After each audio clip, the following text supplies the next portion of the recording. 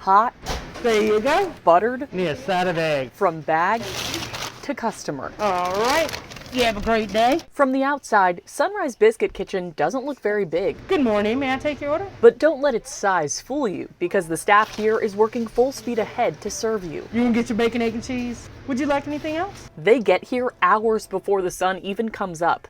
Thank you. To mix, roll, bake, and butter dozens of their famous biscuits. Anywhere between 29 to 30 batches, depending. The recipe comes from the owner's grandmother and has been passed down through the generations. Hello. The taste and charm keeping customers coming back ever since it opened in 1978. They love it so much, they stopped to tell me while they were in line. Wow, what do you love about it? Bacon, egg, and cheese, and I mean, it's just a great place. What's your name? Clinton, And how long have you been coming? since 1978. Sunrise Biscuit Kitchen was the first drive-through restaurant in North Carolina. Its general manager, Randy Owen, has been with the business for more than 20 years. I like it. That's why I do this.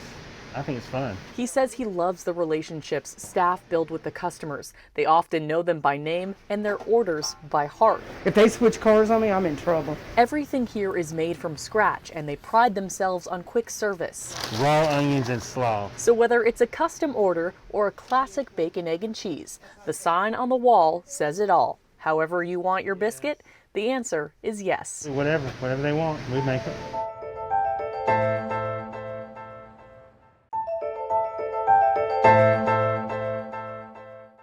Not the dribble, baby. Oh! Crystal Taylor's weekend mornings have a lot of action. Where are you going? Most of it comes from her 2-year-old son, Mansa. And while she keeps him busy, she's getting everything she needs to set up the Black Farmers Market. But I have to take these cones and the trash cans down there. She's passionate about food. I grew up my grandparents were farmers, and I grew up in the field, digging for potatoes, cutting collard greens, shucking corn. It's why she follows a mostly plant-based diet. And once breakfast is served, she's off to set up hours ahead of customers, explaining that communities of color often have to go great lengths to get fresh food. They need fair opportunity. They need access. They need resources. They need to live and sustain their families, just like any of us do. Farmers come with fresh produce from across the triangle. Linda Leake Hughes and her husband own Pine Nut Farms. Our grandchildren, they need to eat clean. They need to eat healthy so that they can grow up in this society and be healthy, grown young men, young women on into adulthood. The Black Farmers Market used to be an annual event. Now it's every month and supports Black farmers like Hughes. Even with my grandparents farming, they didn't have access to resources. They didn't know a lot of information that they needed to know to be able to be successful, and they could still be in business to this day if it was passed down to our families. That's Taylor's ultimate goal, generational wealth. Right now she calls this a labor of love, but is working toward making the market an official nonprofit to help keep it going for years. They're at work right now. We're at work right now. They need a job. They need a place to come to work, and we're giving them that. And people coming to support helps that.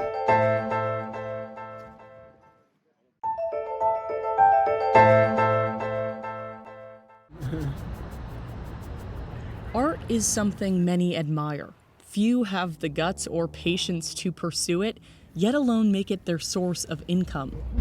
But artist Jermaine Powell, we just rather create. better known as JP, chose this path because it's his passion. But as soon as you graduate college, they're like, well, how are you gonna make money, you know? The mural features dozens of different faces. But they aren't just made-up characters. These are real people. They really love this place. From college students to people who have lived in Carborough their entire life. They chose to live here, out of all the places in the world. It's a really happy person. Susan Romaine is one of the faces on this It wall. lights up the frame. She's on the Carborough Town Council. And I think JP is doing just a fabulous job capturing the diversity of our community. JP was commissioned by the Arts Center in Carborough to create and paint this mural. He started this painting in early October and finished by the end of November. I always say if I can tell from my hands if I'm not working, I need to do something, get back to work. Oh man. And in a year where many people have felt alone, It's not about me, that's what I remember. JP remembers we are stronger together. As an artist, I'm often alone, but I couldn't do it without the people who, encourage me. We are a community, not islands. Because in the end, it's not about our differences. It's the differences that make up the whole picture. People working together build great things. I'm one artist, but it took a whole community for me to come up with this concept. The goal of disc golf is to get your disc into the basket in the least amount of strokes as possible, and this course in Cary is rated 7th in the world. When you hear this sound, you'll know you're doing something right. Maury Newman is a member of Capital Area Disc League, or CATL. It's a group of disc golf enthusiasts from around the Triangle. Not every shot will make it into the basket, but a miss doesn't veer him off course, especially when he's playing alongside one of Diavolo's course creators, Jay Pontier. Pontier started playing disc golf when he got out of the service. Now his goal is to make this sport accessible to as many people as possible. So for $10, I could get playing disc golf. He says it's not expensive to get into, whether you're young or old, by yourself or in a group.